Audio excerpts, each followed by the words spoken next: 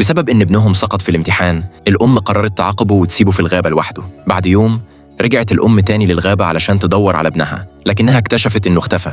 الاتنين بدأوا يدوروا عليه في كل حتة في الغابة، لكن اللي لقوه بس كان كاب البيسبول بتاعه.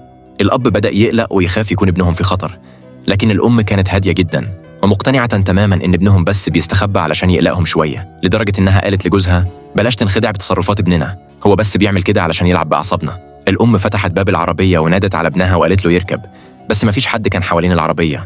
ولما بدأت تحس فعلا إن ممكن يكون اختفى، مشيت ورا جوزها لجوه الغابة يدوروا عليه.